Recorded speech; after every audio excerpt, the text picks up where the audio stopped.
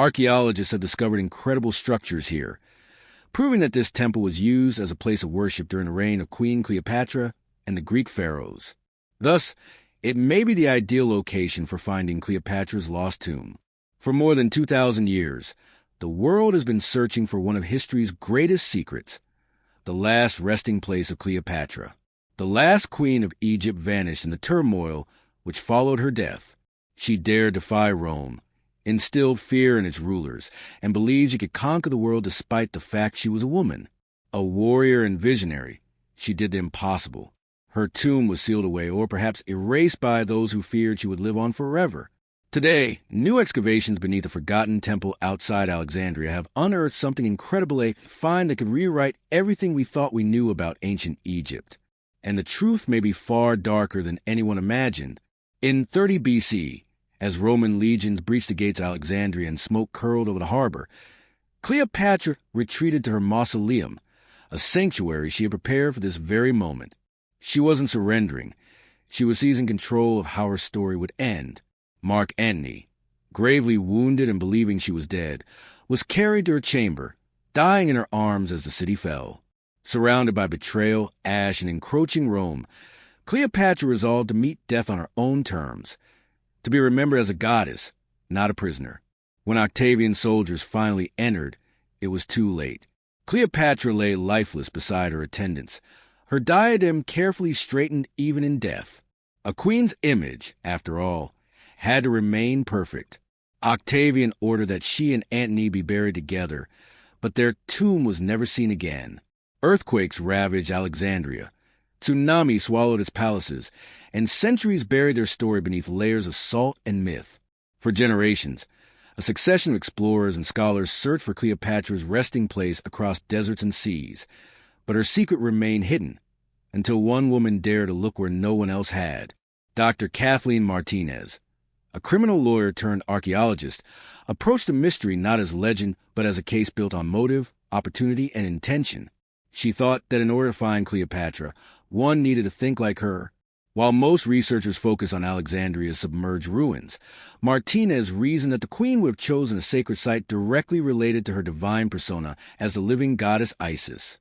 Her search took her to Taposiris Magna, a neglected temple complex located 45 kilometers west of Alexandria, which was dedicated to Isis, the goddess of life and resurrection.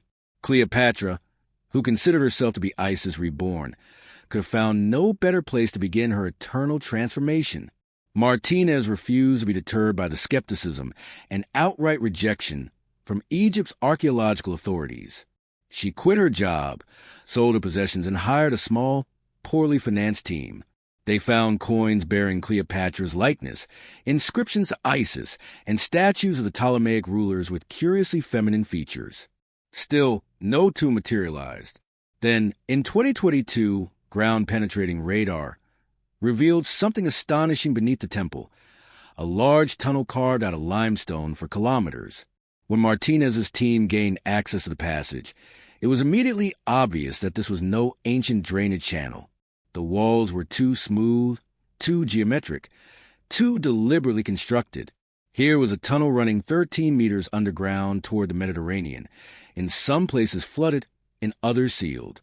Here was a labyrinth built not for water, but for ritual. As they went deeper, there were serpent-shaped amulets, jars bearing the names of Isis and Osiris, and even scraps of gold leaf clinging to the stone. The deeper they went, the colder it got, as if the air had not been disturbed in 2,000 years. Finally, they came upon a vaulted chamber full of skeletons thoughtfully placed, not scattered about. Some of them knelt in prayer. Others lay as if they were sleeping.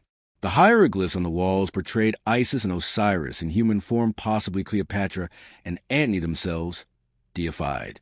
But one wall had been scorched, the face of the queen scraped out, her image destroyed by hands turned hostile. The Romans? The Christians? The priests?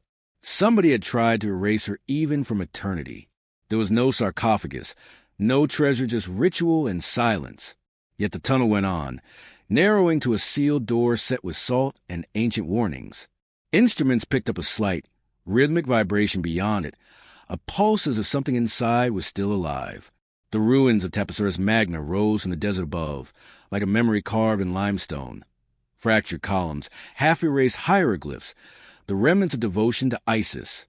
To most, it was ruin. To Martinez, it was deliberate design. Every alignment, every measurement whispered purpose.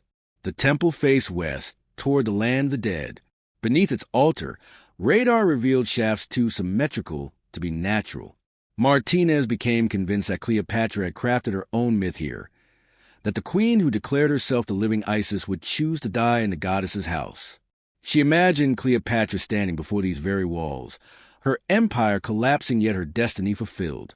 Isis promised rebirth through death, and Cleopatra's faith in that promise was absolute. Excavations confirmed the temple's dual nature, a sanctuary above, a crypt below. Offerings inscribed with Cleopatra's royal cartouche lay beside dedications to Isis. Ptolemaic coins shimmered in the torchlight. Every object formed a pattern, a ritual choreography descending into the earth. Yet the temple guarded its heart with fierce determination. Earthquakes had sealed the lower chambers, and every descent called for courage. Shoring collapsing walls, draining mud, navigating tunnels where even the air felt ancient. Still, Martinez pressed on, driven by the conviction that every stone of Taposiris Magna had been placed to conceal something monumental. Martinez would say, and few ever disagreed, the site seemed to breathe differently at night. The moment her team was standing before the first flooded tunnel, they knew they had reached the edge of something quite remarkable. Not only was the construction of the tunnel impossibly precise straight lines carved through dense limestone for over a kilometer, but it formed a passageway both functional and deeply symbolic. Its alignment mirrored celestial maps of Isis's star Sirius, which rose each year to mark Egypt's renewal. The meaning could not be mistaken. A queen ascending to the star of resurrection. Inside, hundreds of offerings lined the route, amulets, pottery, and small gold fragments shaped like cobras. The walls were bare, as though secrecy itself was a decoration. But the deeper they went, the stronger the current became. Seawater had breached the tunnel centuries earlier, forcing divers to deploy drones where humans could no longer pass. Cameras revealed collapsed sections filled with sand and bones positioned deliberately kneeling skeletons facing east, hands clasped as if awaiting a command. These weren't victims. They were participants. Martinez believed they were priests of Isis who had sealed the queen's tomb from within. On one surviving panel, an inscription read, "She who unites the sun and moon sleeps below." The word sent a chill through the crew. It wasn't confirmation, but it was direction. The tunnel didn't end, it descended, leading to a sealed vault untouched since the age of Cleopatra. It wasn't until weeks later that they finally broke through. The chamber was tiny, it seemed, compared to what was imagined little more than an oval space carved out perfectly smooth. Its black basalt walls absorbed all light. Where flashlights swept across, the reflections shimmered like water. At the center of the chamber stood two sarcophagi, side by side, their lids coated with an extremely thin layer of gold leaf that clung to them like dust. The male figure grasped the crook and flail of Osiris. The female wore the solar disk of Isis. Scans indicated both contained mummified remains, one male, one female wrapped in a heavy linen, treated with resin and traces of mercury, an embalming technique wholly unfamiliar in Greco-Roman Egypt. The vault's temperature was unnaturally stable, its humidity almost nil. That would explain the preservation. But what are the radiation anomalies? Wild fluctuations, as if something within the vault emitted bursts of energy in spurts. Then, on the wall behind the sarcophagi, the team discovered an inscription which stopped them cold. The Serpent of the Sun guards a passage of rebirth. Martinez knew the phrase from forbidden temple scrolls that described a ritual in which death and divinity merged through venom. If these truly were Cleopatra and Antony, they hadn't been buried, they had been transformed. The team was unable to confirm anything because authorities sealed the chamber and confiscated all data. No explanation followed. Officially, the discovery was called inconclusive, but those who stood in that room would never forget the faint pulse of heat that radiated from the golden coffins. Whatever lay within Taposiris Magna, it wasn't finished telling its story. Somewhere beyond that door, the Queen of Egypt might still be waiting for her next resurrection. But the most astonishing discovery was yet to come. Off the main tunnel, divers discovered a narrow annex sealed with limestone, marked by faint soot-black hieroglyphs. When they broke through, their light showed two more golden figures, a man and a woman lying side by side, their coffins shimmering like liquid metal. Though smaller than royal standards, they were adorned with unmistakable symbols of power: serpents, lotus crowns, and the double feathers of Mot. Their wrappings, hardened by resin and powdered gold, had turned into shells. Analysis revealed unnaturally high levels of mercury and natron materials of purification, used here in extreme quantities, as if the ancients were experimenting with eternal preservation. But the most significant shock came from the CT scans. Both mummies had their tongues removed and replaced with solid gold plates. In Egyptian funerary rites, a golden tongue allowed the dead to speak to the gods. To find two people buried this way suggested not servants or priests, but a royal pair prepared for divinization.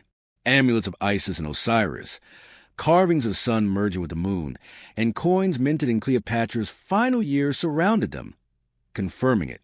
Yet the inscriptions and DNA results didn't quite match her known ancestry. One figure showed Greek traits, the other Egyptian. Martinez theorized they were ceremonial doubles, sacrificial stand-ins meant to complete the queen's ritual of rebirth. It explained the lack of royal cartouches. Cleopatra, ever the strategist, may have built her own decoy, an illusion to guard her true tomb. Above the entrance was an inscription that read, "She who speaks from silence will rise when the sun falls into shadow." Similar phrases were found at Philae and Edfu, both sites of royal resurrection myths. The implication was not to be mistaken. This tomb wasn't an ending, it was a beginning. But when the team began to dig deeper, strange things started to happen. Workers whispered about noises in the tunnels at night and vibrations that shook their tools long after work had stopped. Equipment failed for no reason. One night, a motion sensor picked up a faint voice in Greek. One word, "Ankh," meaning life. Martinez dismissed it as interference, but unease spread quickly. Soon, officials shut down the excavation, citing safety concerns. Unofficially, they feared what might lie below. When government archaeologists re-examined the site, they found something even stranger: modern traces. Metal scrapes, canvas fibers, and oil residue consistent with 20th century tools. Someone had been there before and resealed it. The damage to Cleopatra's likeness suddenly made sense. Someone had deliberately erased evidence of her presence. Martinez's data showed electromagnetic pulses deep below the chamber, as though metal objects beneath the floor emitted energy. Attempts to reopen the site were denied, and within months the project was buried officially due to flooding risks. But if Cleopatra had indeed mastered a ritual fusing her soul with Isis, then the tomb would not just be any archaeological find. It would be proof that myth and science once touched. Inside the ruins of the temple lay a cracked stele inscribed, "The serpent of the sun shall rise through poison." Martinez knew those words. They came from the accounts of Cleopatra's death. The ASP, she knew now, had never been a snake, but a symbol of transformation. Poison was the doorway, death the rebirth. The curse on the walls was not superstition, but instruction. The tunnels, the golden tongues. The sarcophagi, they were not to hide death, but to recreate it over and over until the goddess within was resurrected. Taposiris Magna was not her tomb. It was her engine of resurrection.